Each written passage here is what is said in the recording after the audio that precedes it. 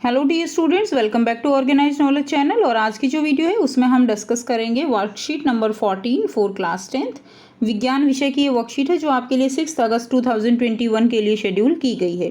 आज की वर्कशीट में बच्चों हम रासायनिक अभिक्रियाएं एवं समीकरण चैप्टर फर्स्ट हमारा ये कंटिन्यू रहेगा, जिसमें हम आज रासायनिक अभिक्रियाओं के प्रकार जो है वो पढ़ेंगे। सो लास्ट वर्कशीट में हमने रासायनिक अभिक्रियाएं कैसे लिखते हैं, उनको बैलेंस कैसे करते हैं, ये सारी इन्फॉर्मेशन हमने समझी। अब हम समझेंगे कि रासायनिक अभिक्रियाओं के कितने प्रकार हो सकते हैं। वर्कशीट शुरू करने से पहले बेटा प्लीज चैनल को सब्सक्राइब कर लीजिए, बेल आइकन को भी प्रेस कर लो ताकि आपको आने वाली हर वीडियो की नोटिफिकेशन वो मिल जाए। रासायनिक अभिक्रियाओं के प्रकार, तो देखिए सबसे पहले कौन सा है, संयोजन अभिक्रिया। तो संयोजन का मतलब क्या होता है, संयोजन का मतलब होता है जुड़ना, यानी ऐसी अभिक्रियाएं जिसमें क्या होता है, जिसमें जो अभिकारक होते हैं, ठीक है, दो या दो से ज़्यादा अभिकारक आपस में जुड़ते हैं और एक नया जो है उत्पाद बनता है, ऐसी अभिक्रियाओं को संयोजन अभिक्रिया कहा जाता है। जैसे फॉर एग्जांपल कार्बन है, इसमें ऑक्सीजन जुड़ा, क्या बन गया, कार्बन डाइऑक्साइड। सेकंड है वियोजन अभिक्रिया। वियोजन का मतलब क्या होता है, नाम से ही पता चल रहा है, टूटना, यानी ऐसी अभिक्रिया जिसमें अभिकारक जो है टूट जाएंगे और दो या दो से ज़्यादा उत्पाद बनाएंगे, ऐसी अभिक्रिया वियोजन अभिक्रिया कहलाएगी। जैसे वाटर टूटा, वाटर टूट के क्या बना, हाइड्रोजन प्लस ऑक्सीजन बन गया। थर्ड है विस्थापन अभिक्रिया। विस्थापन का मतलब क्या होता है, उसको उसकी जगह से हटा देना, क्लियर, तो वो क्या कहलाएगा, विस्थापन कहलाता है। जैसे कि एग्जाम्पल से समझते हैं, डिटेल में बेटा 1 बाय 1 जब आप अभिक्रियाएं पढ़ोगे तो आपको समझ सारी क्लियर हो जाएंगी। तो देखिए AB प्लस C है, अब ये C जो है वो ज़्यादा अभिक्रियाशील है, किससे, B से ज़्यादा अभिक्रियाशील है, तो ये इसको इसकी जगह से हटा देगा, ठीक है। जब हम ये अभिक्रिया पढ़ेंगे ना विस्थापन, तब इसको आपको पूरा डिटेल में कराएंगे। अभी बस आप इतना समझ लीजिए कि C ज़्यादा अभिक्रियाशील है, B को इसकी जगह से हटा देगा, ये बन जाएगा AC प्लस B। क्या बन जाएगा, AC प्लस B, ठीक है। उसके बाद देखिए नेक्स्ट है नंबर 4 द्विविस्थापन अभिक्रिया।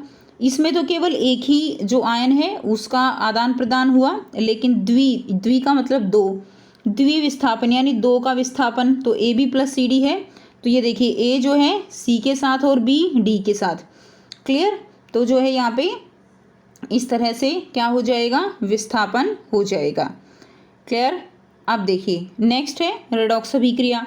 इसमें सबसे पहले पढ़ेंगे उपचयन। उपचयन अभिक्रिया क्या होती है, जब किसी अभिकारक में ऑक्सीजन जुड़ती है तो वो उपचयन कहलाता है। इसी तरह देखिए अगर कोई भी अभिकारक है उसमें से हाइड्रोजन निकलती है तो वो क्या कहलाता है, उपचयन कहलाता है।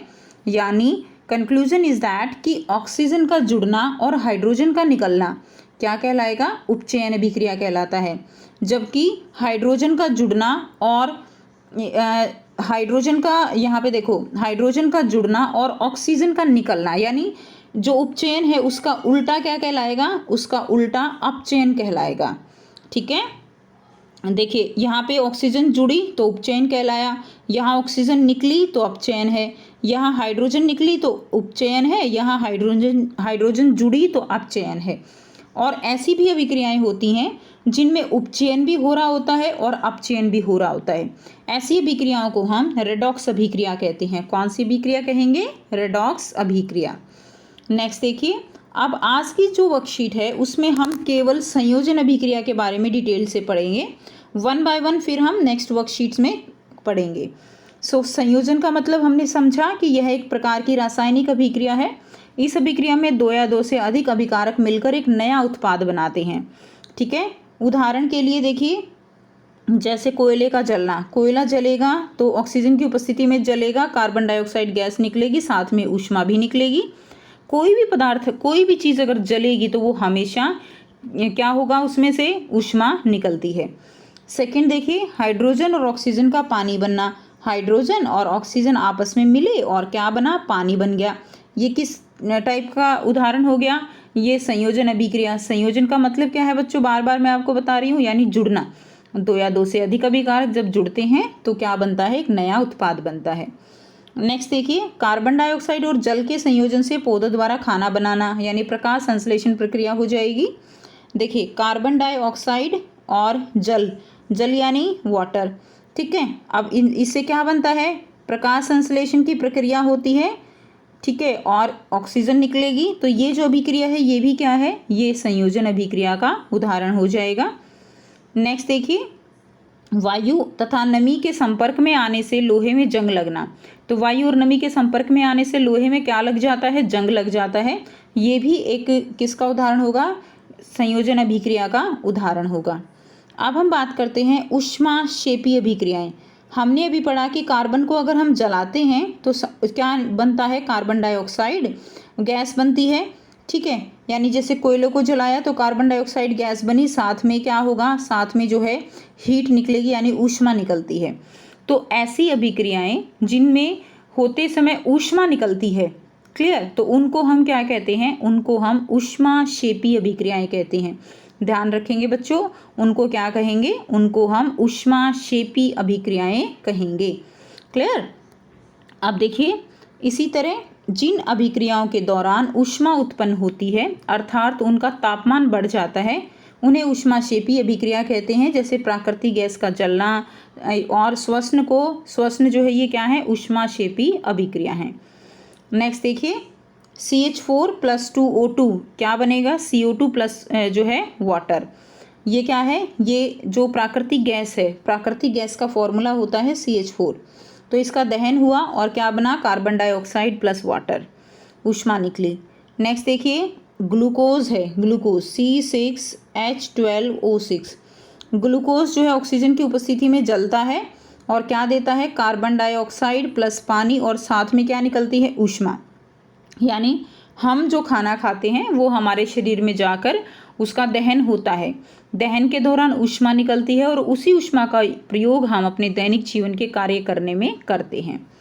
आपने सुना होगा कि जो बुझा हुआ चूना होता है उसकी घोल को जो घर की दीवारें हैं और छत हैं उन पर लगाया जाता है और 2-3 दिन के बाद दीवारें चमकने लगती हैं।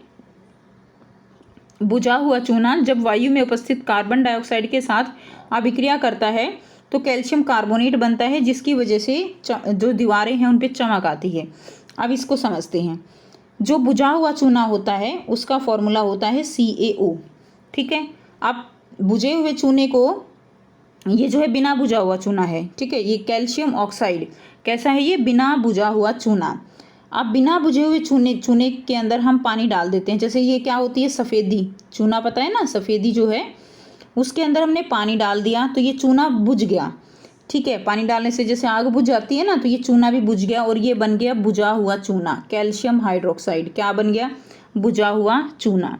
अब ये कैल्शियम हाइड्रोक्साइड का घोल तैयार कर लेते हैं और इस घोल को फिर किस पे डाल दिया, किस पे अप्लाई कर दिया, दीवारों पे पोत दिया जाता है, जैसे सफ़ेदी की जाती है। अब ये बुझा हुआ चूना जो है दीवारों पे चला गया। अब दीवारों पे जाने के बाद क्या होता है कि इस बुझे हुए चूने की अभिक्रिया होती है वायु में उपस्थित कार्बन डाइऑक्साइड के साथ। धीरे धीरे ये रिएक्शन होती रहती है और जब दीवारें सूख जाती हैं, रिएक्शन पूरी हो जाती है, तो ये क्या बना लेता है, धीरे धीरे ये कैल्शियम कार्बोनेट बन जाता है। कैल्शियम कार्बोनेट यानी संगमरमर जो होता है, मार्बल, उसका फॉर्मूला होता है।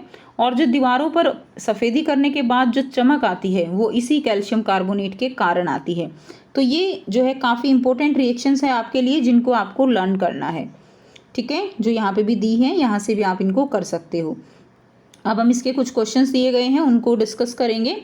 सो फर्स्ट क्वेश्चन आपका है, बिना बुझा चूना और बुझा चूना क्या है। तो देखिए, बुझे हुए बिना बुझा चूना, इसको हम बोलते हैं क्विकलाइन। क्या बोलते हैं, इंग्लिश में बोलते हैं क्विकलाइन। ठीक है, तो बिना बुझा हुआ चूना क्या है, कैल्शियम ऑक्साइड, और बुझा हुआ चूना क्या है, कैल्शियम हाइड्रोक्साइड। तो इनमें से कौन सा ठीक है, ये वाला तो ठीक नहीं है, ये वाला भी ठीक नहीं है, ठीक है ना, ये वाला ठीक है, थर्ड वन वाला। तो थर्ड जो है इसका सही आंसर हो जाएगा। सेकंड है, सफ़ेदी के बाद दीवारों की चमक का क्या कारण है। क्यों आती है सफ़ेदी के बाद दीवारों पर चमक, कैल्शियम ऑक्साइड के कारण, कैल्शियम हाइड्रोक्साइड या कैल्शियम कार्बोनेट। तो क्यों आती है दीवारों पर चमक, कैल्शियम कार्बोनेट के कारण।